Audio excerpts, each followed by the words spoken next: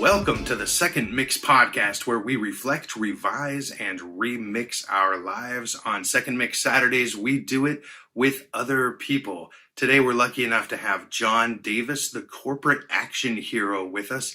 He's got a really amazing story. He was at one point in his life paralyzed. We'll hear all about that, but he actually had his back broken and he could not move.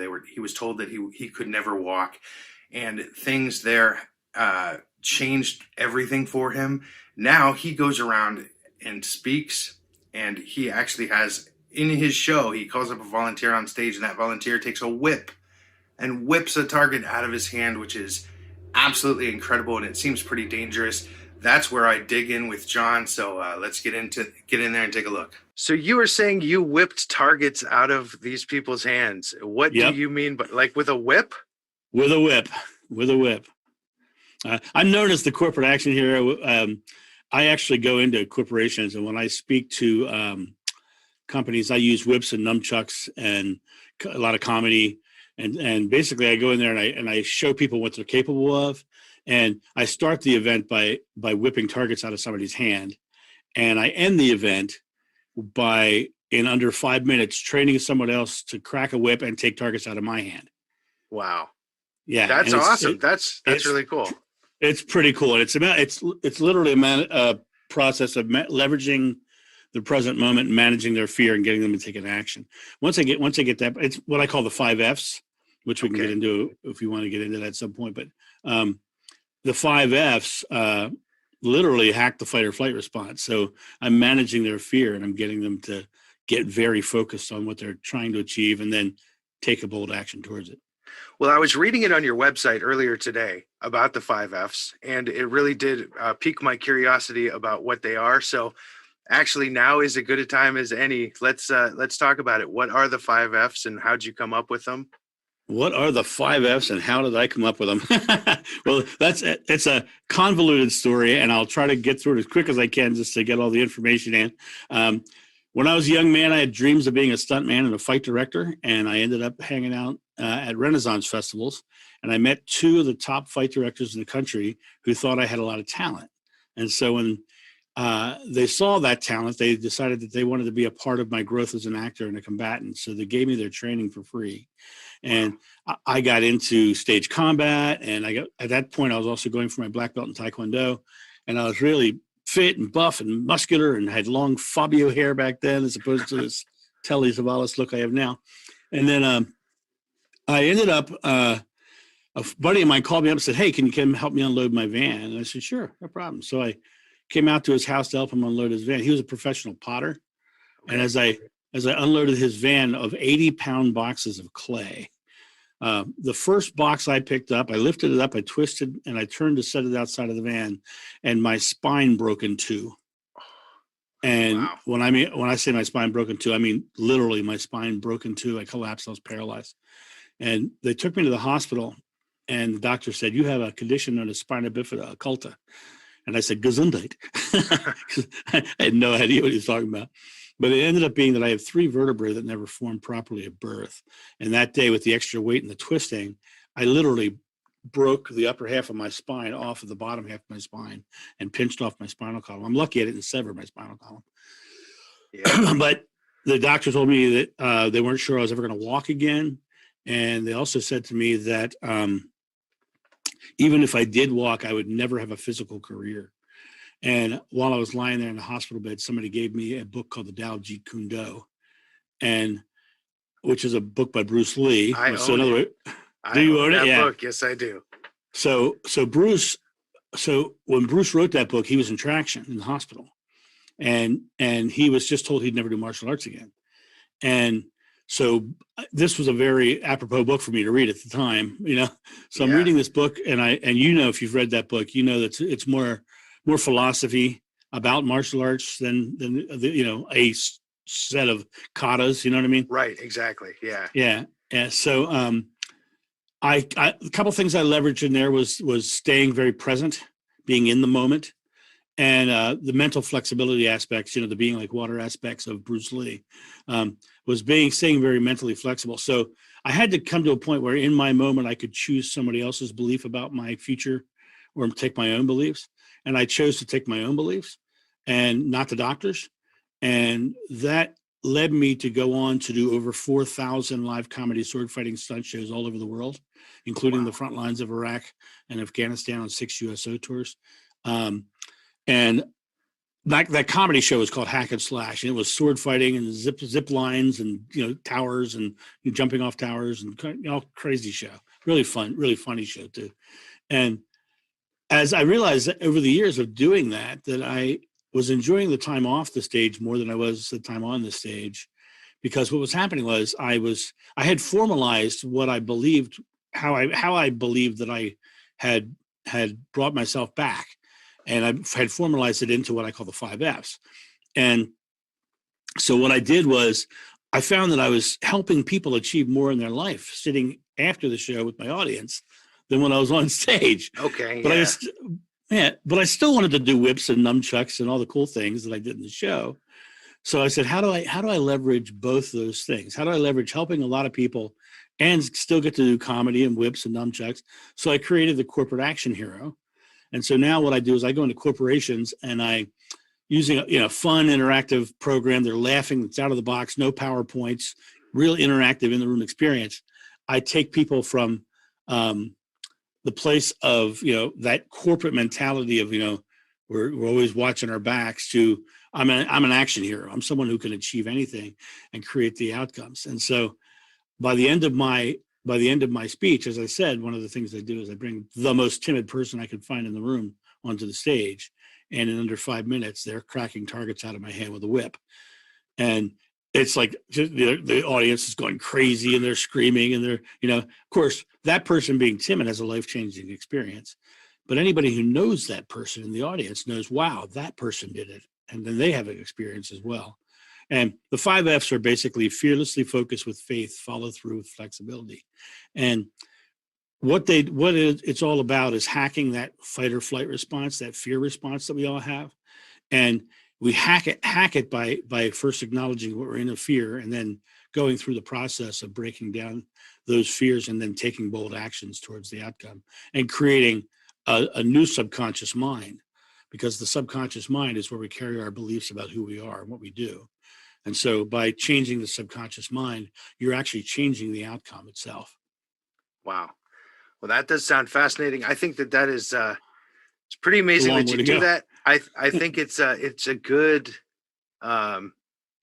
good strategy to find somebody in the audience. How do you choose the timid person? How do you figure that out? Well, as I said, I've done over 4,000 live comedy sword fighting shows. I'm very good at reading people in the audience. When I walk out in the audience, I watch them. You can always see the ones who are like closing themselves down physically and, trying not to catch eye contact, and who are very, well, they think they're invisible. They're just trying not to be anything. And then you see the other ones who are like the class clown, and they're in your face. They're looking at you. Ooh, choose me. Ooh, choose me. I'll never choose them. Right. For two reasons. One, they're creating their own experience, and they can come on stage and derail a show really quick. And number two, but they have no real impact, because if they're known as the class clown and the people who would try anything, then they're not a really good impact for what I'm trying to convey. I want the person who's most timid. Right. Yeah, that's outstanding. I was just thinking about that whole volunteer choosing thing. I used to do magic a lot. And you are exactly right that you can kind of start to pick out who you definitely are not going to call up as a volunteer. Right. Because the class clown suck. Because 9 times out of 10, they're funny in their environment. They're not necessarily funny on stage. Right. Exactly. You're right. Yeah. Derailing a show and doing their own thing, and oh man, turning cards over when they're not supposed to. Right. I did my comedy show. There was one funny routine in it that we had a bed of nails, and I'd lay my partner down on the bed of nails, and I don't like misconveying to the audience that this is true. So to me, it was a comedy routine. I wasn't trying to say that beds of nails are dangerous. But the whole routine was basically he didn't want to go on the bed of nails.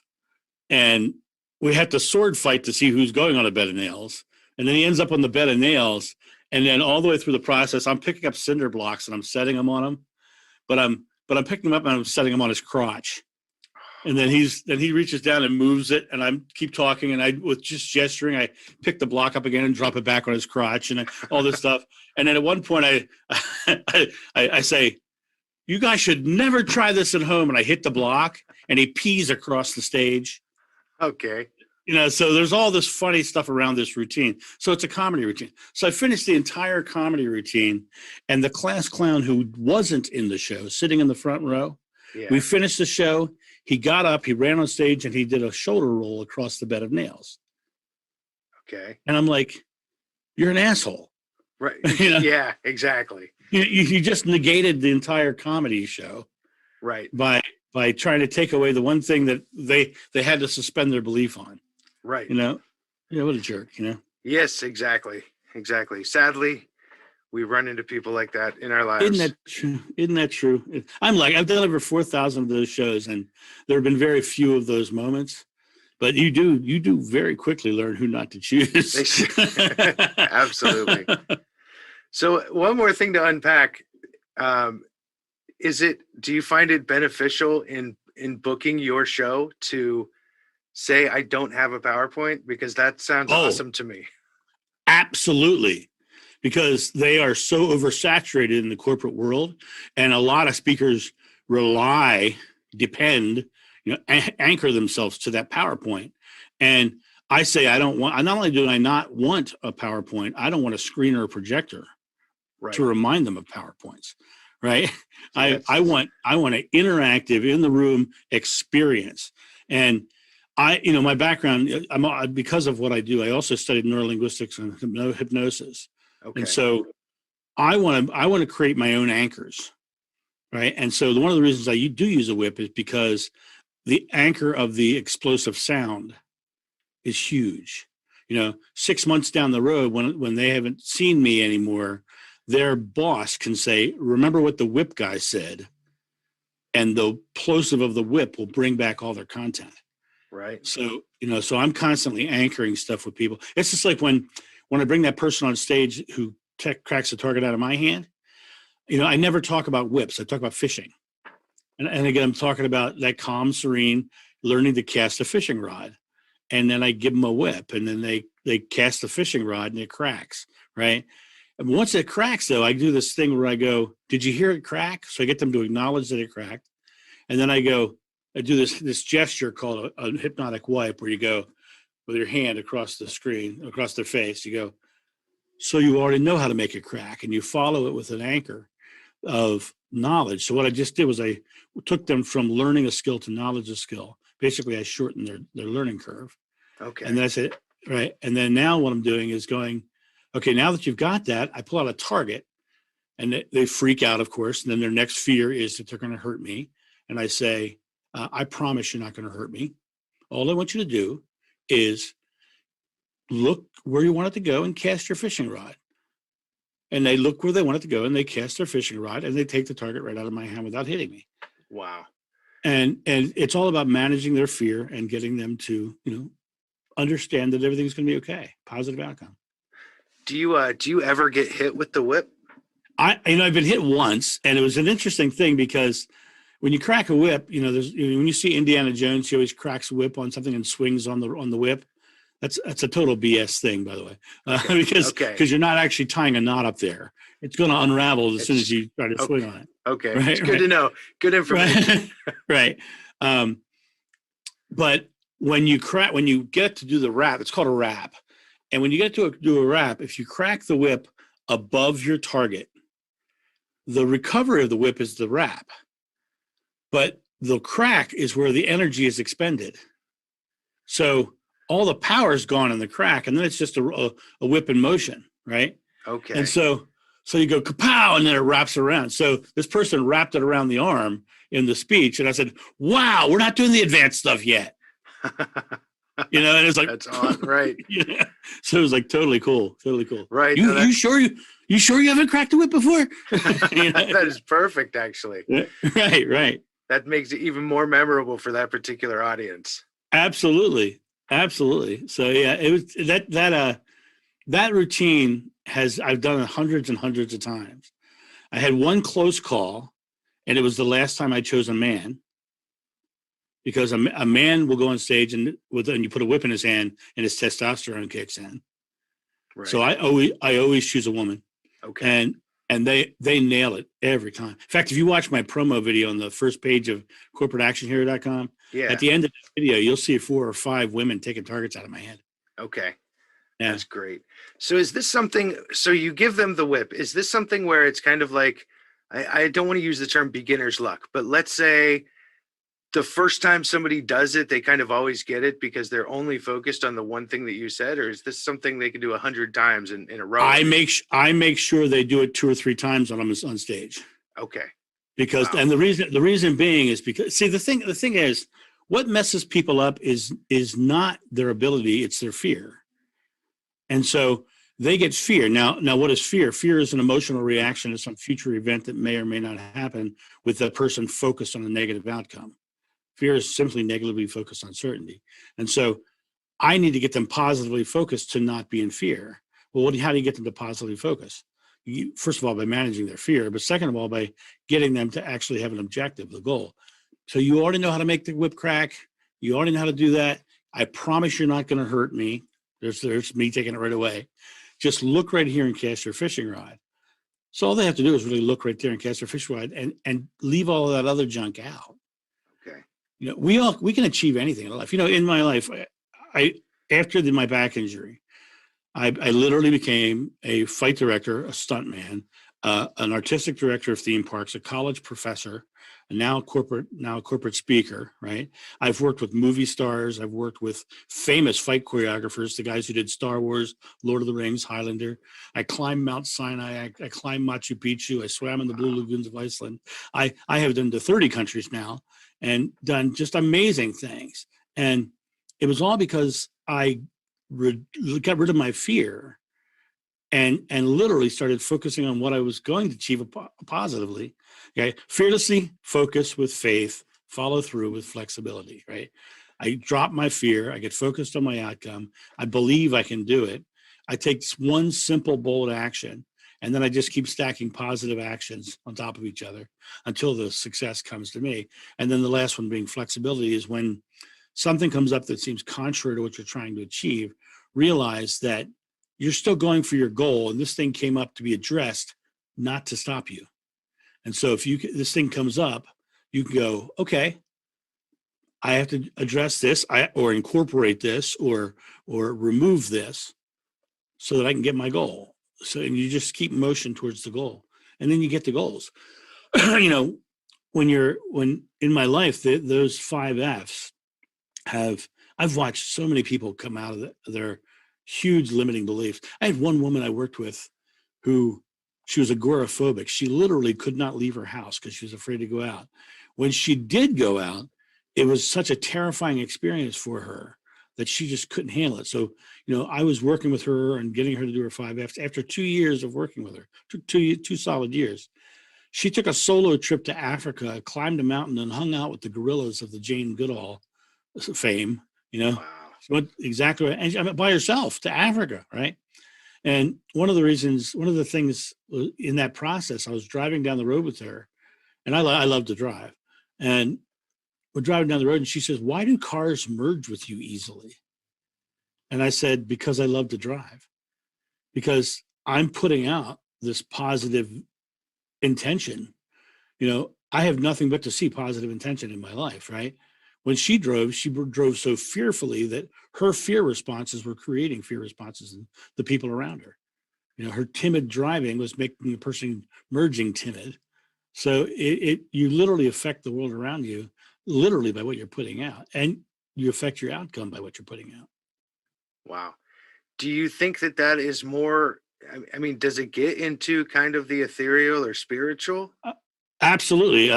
Buddha says, what you think you become, you create your world. Gandhi says, be the change you want to see. Krishna said, you are the culmination of your thought. Jesus said, whatever you ask in God's name is granted. But Moses said God's name was I am, not I will be or I was, right? So basically saying right here, what you think about your present moment, what you believe about your present moment. Jesus also said it's your faith that heals you. He never said it was your faith in me that heals you. He says your faith, your belief, your confidence that heals you, right? Greater works than I have done, you will do. The interesting thing about that one statement, it is whatever you ask in God's name is granted, is not that statement. It's the next statement that no one ever quotes. And they really should, because the next thing he says in the Bible is nothing will be impossible for you. And that's important because you are limitless. You are only limited by your own limited beliefs. And I am living proof of it, because there is no way that I should be walking right now. And I have literally jumped off of 3-story towers. I've been on fire. I've done thousands of sword fights, gun fights. And you know, I had a hugely physical career. I am living proof that this works. Wow. That's definitely worth looking into then, right? Yeah. One thing I simplified it down to those 5 F's. And by simplifying it, it makes it actually uniquely teachable and learnable. It is definitely the 5 F's is definitely unique, and it's not what I expected. Right? Usually, you hear, okay, here's the 5 F's, and then you get a bullet point list, and there's and then you just throw like 2 sentences out at me and say, "This is how to live your life." I love that. Right. Well, and when we get, when I get into the 5 F's, I can go through the whole process of that. Like, I talked about fearlessness. I talk about how do you set fears aside. And it's really interesting because, fear is the primal response. It's a literal survival response. And the first thing you do when anybody does when they get into a fear is they gasp for air, right? Most people, when they're afraid, they don't feel like they can breathe. Right. Well, it's not that they don't have air. It's that their lungs are full. And why are their lungs full? Their lungs are full so they can run further and faster, because it's a primal response, which means your body is in a survival mode, which means any other cognitive thinking has been pushed aside for survival, because that's more important. So that's why actors on Broadway are trained that when they forget all their lines in front of their audience, they literally are trained to exhale and relax their muscles. And all their lines rush right back into their head, because it shuts off the fear response and turns on the cognitive thinking brain. And then when I'm on the front lines of Iraq, I'm talking to soldiers, and I say, how do you do it? They say the same thing. Before they go in, they go, okay, we're doing this thing. And they take that exhale, right? Okay. But then they also have the next thing, which they say, but we have an objective, so it makes it easy for us. We can say, focus on our objectives. We got fearlessly focused, right? And then, their training and up to that point has built them up to believe that they can achieve, because they're the U.S. Army. That's what that whole concept is. We are the best army in the world. They have been built and trained to have that faith as they go, right?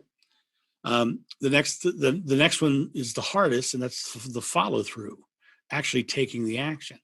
But if you're not taking an action, it goes back to number one. There's a fear stopping you. You're scared of something, yeah. Right. So you have to stop and address that. Once you address that, and then you realize here's where it gets. I go off into brain science a little bit. You only have one moment that you can think, do, and say anything. Your thought, word, and deed only live in the present moment. Your subconscious mind is literally a collection of present moment memories that have a underlying belief. And your subconscious mind has a second job, is to show you whatever you focus on. So for me, I love Jeeps. I drive down the road. I see every Jeep on the road and every Jeep in every driveway.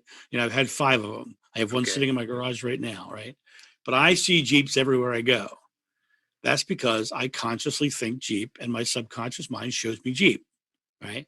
And because it's now it's on autopilot. Now I see Jeeps, so that drops into my subconscious mind that I just had a successful moment of seeing a Jeep, and so now I'm exponentially doing it. But people who focus on negative stuff, they are literally training their brain to run an autopilot on negative. That's why negative people always have negative things to think about. So we got fearlessly focused with faith, right? And that follow through is based upon those other ones.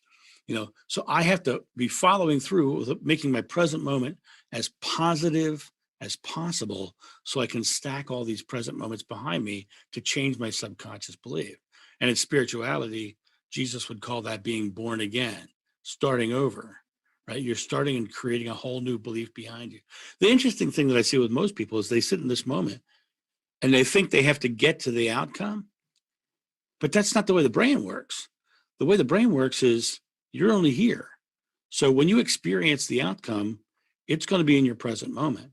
The only thing the future really is a place where you set goals for your next present moment. So the only way the next present moment comes to you is by taking small present moment actions here that are in alignment with that and making them successful. And so it comes to you. And then, of course, as I said, when something comes up that seems contrary to what you're trying to achieve, realize that your subconscious mind is showing you the next Jeep. It's showing you the thing that you have to address to get to the goal. And then you keep moving. Nice. So that's the Reader's Digest version. that's great, though. I can see why that is a fascinating speech. I do have a couple questions. First, I guess, when you were talking about, okay, if my mind is focused on negative, the only way to change that is to focus on positive. Right. Are we thinking like more like personal development speakers and the things that they say, or are we talking about just the things we want? Anything you want, and personal development as well. Tony Robbins says the same things. Wayne Dyer, the spiritual, said the same thing. Zig Ziglar says the same thing. I love Zig. They're all saying the same stuff. The interesting thing is, it's like, I used to speak at metaphysical centers as well, because I do know a lot about spirituality. My mom had her master's degree in liturgy in the Catholic Church and was head of liturgical doctrine, which basically meant that anytime the priest wanted to do a sermon, he had to pass it by my mom. Wow. Right? Yeah. Right. So that's how Catholic was. But when I turned 18, she said, John, spirituality is a personal journey. You need to find out whether you believe what we've been teaching you or whether you have a different belief. And I'm so glad she gave me that out, because I went on and I studied the Buddha and Krishna and, Swaminarayan, the Baha'i faith, Islam. I went through it all. I studied they're all on my shelf in the other room. And I find truth in all of it, and I find correlation in all of it. And so I tend to look at that. And then I look at Tony Robbins and Zig Ziglar and, personal power and all. That's all the same. It is all the exact same stuff. It's just worded to fit a different audience. Right. All repackaged. Right. So when you speak for corporations, how do you fit your 5 F's into trying to get people to work together? Because that's what it looked like. You were really good at that. So how do you filter that into a team mentality? Well, just like when a plane is going down and the oxygen masks fall, I work on the individual first, and I get them realizing their own personal power. And so I get them, you put your own oxygen mask, then you help others.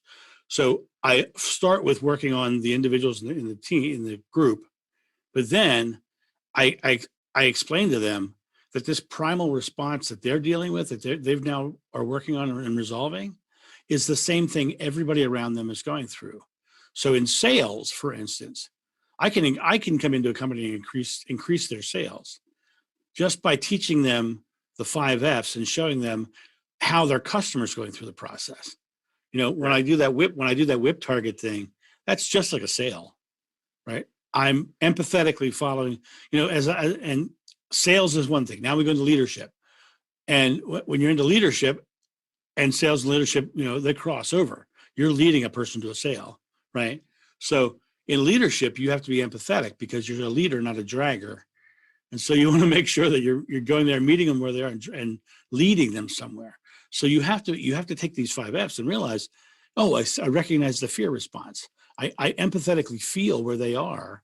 Like, if having the most timid person on stage, I could feel that she was afraid of being in front of those people, right? Right. First thing I have the audience do is say, I turn to the audience and say, "Isn't she a rock star?" And they cheer for her, right? So what she's afraid of not having is their love and affection or their acceptance, right? And I give it to them first, right? So in sales and leadership, the 5 F's are imperative because now you understand the process. You can shorten their learning curves, you can increase their productivity, and you can definitely achieve more of your goals. And that's just by understanding and knowing how to use it. So when you're working in a team dynamic, everybody in the team has the same situation. And the team itself is only as strong as the weakest attitude, and attitude is based upon fear.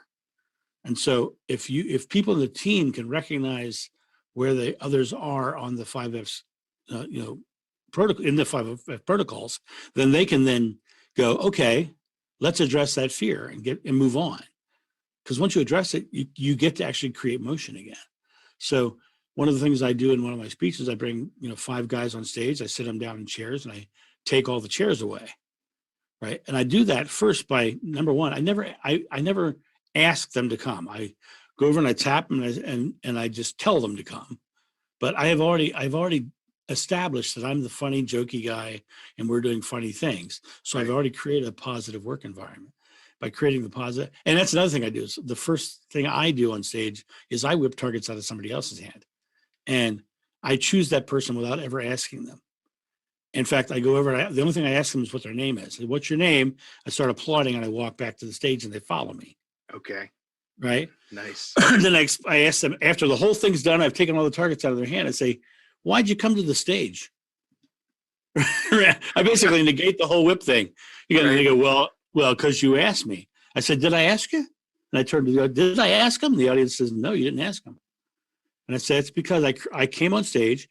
I created a positive work environment first by making jokes and laughing. I stepped off the stage. I clearly and effectively communicated what was going to happen. I said, I am going to choose someone from this audience. So everyone in the audience knew I was going to choose someone.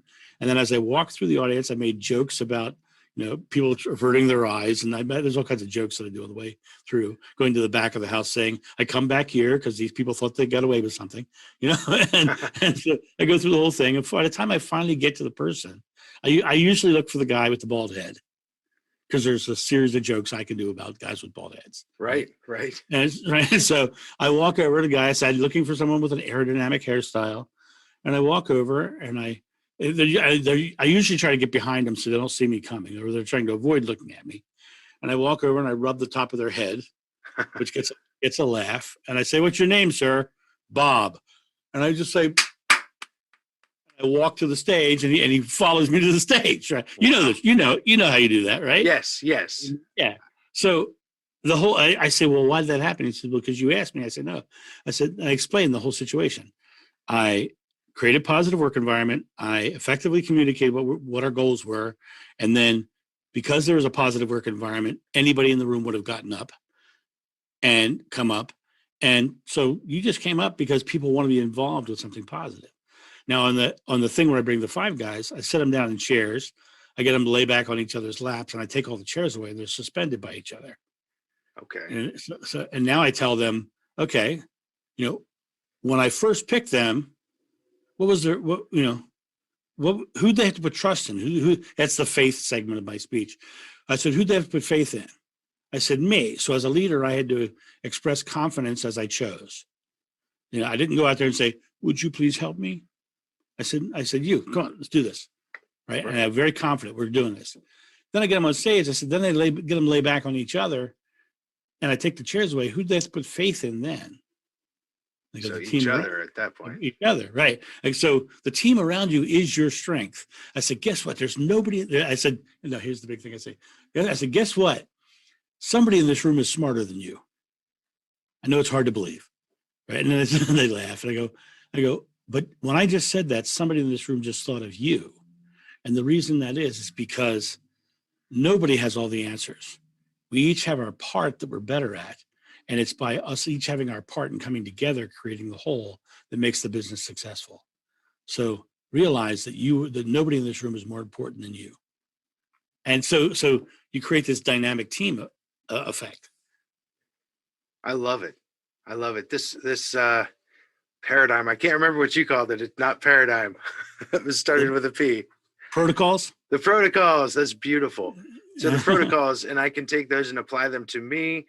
And if everyone is applying them to themselves, but also then I have where is the person in their life right now, according to the line of these protocols. And you can say they're experiencing fear. What do I have to do to help them to get to the next level? And 9 times out of 10, you're going to know what the fear is. The number one fear everyone has is failing. They're afraid of, and the reason they're afraid of failing is not because they're not getting the job done. The reason they're afraid of failing is because they'll look bad. They won't be accepted or loved in some form. And so Right. you have to realize, you have to, number one, give yourself permission to be fallible and give others permission to be fallible as well. And don't dwell on the things that falter, only dwell on the things that succeed, because that present moments that you're stacking behind you, they're supposed to be predominantly positive. There's always going to be one of those moments that are going to mess up. And the interesting thing about that is when one of them messes up, somebody who, I know a lot of people who, when they mess something up, they go, I'm so dumb. I'm so dumb. Why did I do that? I'm so dumb. That's why I went bald. I was smacking the hair off the top of my head. Right? But the thing is, all that's doing is wasting a moment. Beating yourself up is just wasting the next moment, which means you've now stacked an extra moment of negativity into your subconscious mind. What I had to do when I was getting out of that bed, when things didn't go the way I thought, I started just allowing myself to say it was silly. Well, that's silly because I am doing this. I am becoming a stuntman, so it's silly that I can't move my legs. Right? That's a huge response, right? Well, what happened? I can move my legs just fine. I still have spina bifida occulta. Nothing's changed. They never put pins. They never put pins in my back. They never did any of that thing. I actively work my muscles in my back, keep my back strong. And now I'm 57 years old right now, and I've done more physical things in my life than. Now, don't get me wrong. I feel a lot of the physical things I've done, and I can point out the scars on my face from various weapons. Okay. Rapier, broadsword, nunchucks. It's like big wow. age, right? But the thing is, it's like even those are joyful to me because I look at that. Look at the scars on my face. Look at the gray hairs. I'm so proud of every darn one of them because I earned every darn one of them. Right. Exactly. It's the best. Right. It's because you can go back and you say, what could I have done? I could have stayed in bed. I could have lived another 60 years in this bed or in a wheelchair and not. And I probably wouldn't have. Because of the inactivity, I probably wouldn't have lived another 60 years. Right. And instead, I'm from a big Catholic family, and I'm number 6 of 7 kids. Okay. And when I look at, we have achievers in my family. My sister is like a mathematical whiz. She was very high up in the school board of the state of Delaware. My brother is a NASA scientist and worked on this International Space Station and all those sorts of things. Right. And my other brother's an incredible musician. But when I look at the things that we've achieved in our lives, I've been to 30 countries around the world. I've been on top of Mount Sinai and Machu Picchu, and I've done all these things and worked with Brad Pitt and David Duchovny, and I've done all these amazing things in my life, and I'm like, none of that would have been possible. And it's more than they like I said, they're all high achievers, but they haven't done nearly as much as I have done, just by knowing I can and taking those actions. That is outstanding. I am very happy that you came on the show today. I've got a couple more questions for you, actually, if you've got a couple minutes. I am yours, my friend. I left the day open just for you. Outstanding. So when you found out that you were paralyzed, mm-hmm. How long between then and when you started reading like the Tao of Jeet Kune Do and started, were you depressed for a season and then you got better, or how quickly did the change happen? I'll let you talk. You're gonna love this. You're gonna love this. So the accident happened within a week. I had the book. A friend of mine brought me the book because he knew what the story was in the book, and he knew me really well. And so I had the book within a week. So once I read and I devoured that book in a day. I was just right. And it was like a day or so later, I really had a couple of days to ruminate on what I had just read. Right now, don't get me wrong. When the doctor said you may never walk again and you'll never have a physical career, I went to dark places right away. Okay. That day, but it was only a couple of days. Wow. It was only a couple of days because I was like, that book was so perfectly timed it got me before I could get too deep. Okay. Because if Right. had it been weeks, I might not have recovered. But I got that book right away. And then, so I started leveraging the present moment and staying flexible. So what I did was on day one, I said, okay, today I'm working my neck muscles. And I just worked my neck muscles. The next day I worked my trapezius and my shoulders and my arms, right? Then I brought to my latissimus dorsi, and then it slowly moved down my back. And then by day 22, I think it was, I flexed my hips, Okay. which was below the injury. So Wow. they knew now I wasn't going to be paralyzed. By about a week over a month to a month and a week, I was sitting up on the side of the bed. By another month, I was walking. And before this, they would get me to my feet to try to get me to do things, but they would have to basically carry me. And I would just kind of move my legs along. But by the end of that time, I was walking. By the end of 6 months, I was walking fine, and back to almost normal life. At a year, I was probably back to what most people would consider a normal physical condition. At a year and 6 months, I was back to being the rock hard masculine self that I was before the accident. So it took a year and 6 months. And at a year and 6 months, I gave myself a gift. And that gift was that I climbed up on top of a 3-story tower and jumped off. Well, I guess it's a gift for some people. Well, I'll tell you an interesting thing about that, though. When you're standing on top of a 3-story tower and you've just gone through all that and you're looking down at that pad, I can promise you are not focusing on all you just went through. You're focusing on where you're going to land. Okay. And for me, I had to stay focused on that positive landing, that positive goal. Wow. Amazing. So yeah, actually I'm thinking, because you brought it up. So Bruce Lee's book,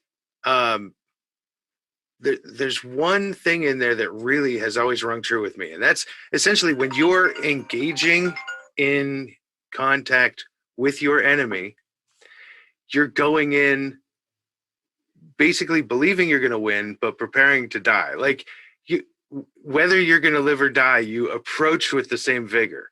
And Right. that has helped me with any kind of personal development stuff to just say, I'm going to go for it. Like, should I start a podcast? So I could look like a fool. I could look stupid, whatever. I'm going to get out there and do it anyways. It's just, I want to do it. I'm pouring myself into it. Did that, any of that kind of get into it sounds like that kind of stuff got into your personality. Oh, absolutely. I go at everything full bore. And because if I'm the creator of my experience, it makes no sense not to create in a very dynamic and positive way. And if I'm not creating that way, that means there's a fear that's mixed in there somewhere. Right. So I want to go, okay, what am I doing? So it's funny because I often talk to people about speakers, especially about setting fees. How do you set your fees? Right. Right. I said, well, let's look at it from this point of view. When I decided to shift from my stunt work and my comedy show to being a corporate speaker, the first thing I had to do was educate myself. So I started, I wrote the speech, I figured the whole thing out, and then I booked myself to every chamber of commerce within 100 miles of my house to come give a free speech, right? And I did a bunch of free speeches. And then I discovered as I was doing them that those free speeches will yield you a lot of other speeches, a lot of other free speeches. Right. Right. But then when I started throwing my price up, I said, okay, well, this is early on. This is way before I'm a much higher than this now. But my first fee that I set was $1,500. And it was like, okay, $1,500. Well, I discovered that $1,500 speeches get you more $1,500 speeches because you're known as a $1,500 speaker. So I said, well, what is it that takes you to the next level? And then I realized that it's the confidence in yourself, you valuing what you do. And so for me, I had to go, how much am I, what is my fee? How much of of a value do I bring? And so I jumped up from 1,500 to 5,000, and I got $5,000 speeches, and they brought me more $5,000 speeches, and I jumped up to 10,000, and suddenly I had $10,000 speeches, and there's a moment where you're at 5,000 and you're going, okay, I'm going to 10, and it's like, you could get into the fear of that's doubling my fee, right? And the next time I was negotiating with somebody, I had changed all of my marketing and all the platforms, because a lot of the speakers platforms have your range, right? And so 9 times out of 10, they know what your range is, and so I get on the phone call, and they're already very aware of what they're bringing, right? Yeah. And so they come in and they go, they're talking, and suddenly they go, and what's your fee again? They do that kind of like negotiation stuff. And I found it so empowering to say, I am a $10,000 speaker. Right. And then they say, are you negotiable? And I say, no, because I don't undervalue what I do. Right. Wow. And I get speeches, right? That's perfect. Right. It's interesting because the symbiotic relationship with you getting better every time anyways, to make it worth that. So, right.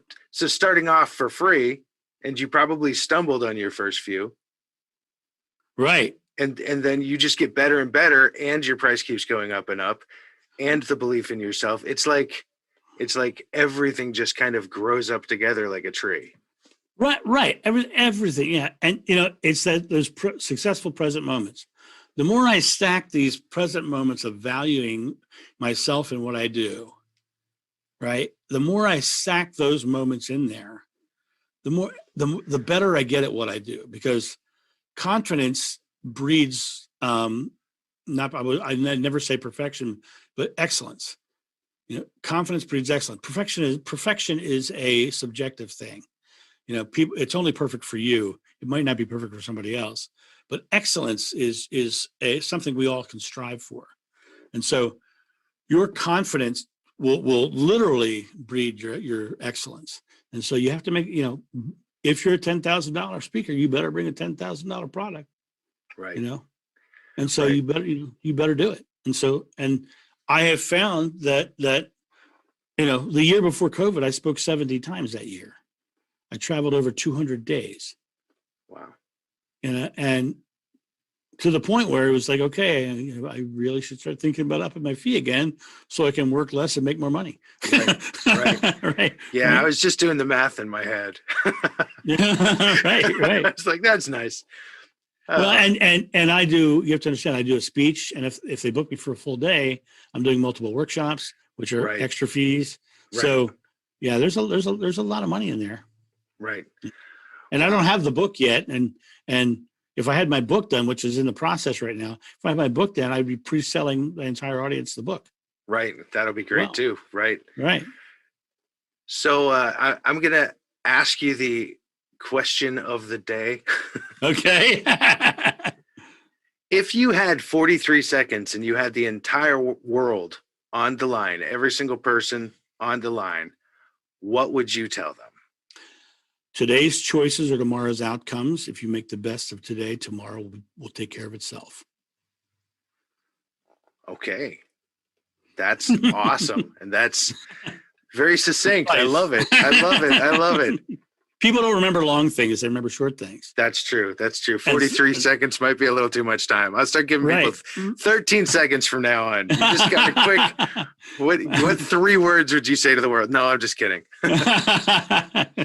No, I think it's good. And I want to make sure that your audience gets something. I give a gift, and that gift is the 5F workbook. And it's a gift, which means it's free, which means I don't even take an email address.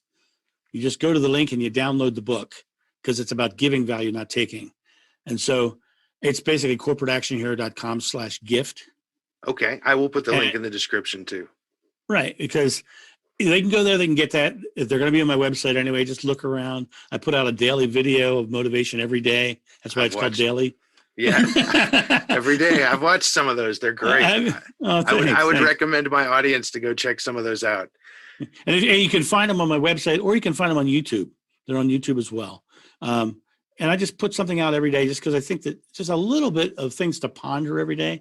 And what they really are is I'm a big fan of quotations from people. So I go and I look at the quotes and I go, what do I think about this? And some days I debate it. Like, do I do this quote? I don't agree with it, so I'm going to talk about that. And some days I say, well, this is what I get out of this. So it really comes down to, bringing something for you to make your own choices about, because as my mom said, your experience is your personal choice. And so you have to make your own personal choices and move forward. Right. Well, outstanding. So if anybody wants to get a hold of you, would you recommend the website? That's where they go? CorporateActionHero.com. You're going to find LinkedIn, Twitter, and all that stuff is there. Facebook is all there. You can connect on all those platforms just by finding those links there. But CorporateActionHero.com. And if you want to see some really interesting stuff, do some searches on CorporateActionHero.com and look at I started marketing through podcasts the end of January. Okay. And this is my 86th guest spot since January. Wow. And if you search John Davis Corporate Action Hero and just look at how many times in the first 10 pages are podcasts I've been on, you're going to find that 30% of the returns are my podcasts. Wow. Outstanding. So you really want to think about how you're marketing in this new digital age, because podcasts are huge. I love it. That sounds great. Well, thank you so much. I would love to have you back in a few months if you're still doing that. I will. You can find me on Podmatch. All right. I will. Yes, I've got it. All right. Well, sounds good. Thank you, John. I appreciate your time with us. Thank you. Have a great day. Thanks for listening to the Second Mix podcast. Once again, I am Matthew Bennett. You can find this interview on the blog at secondmix.net. If you have any questions, send me an email at matt@secondmix.net. I would love to hear from you. Please give me 5 stars whenever and wherever you can.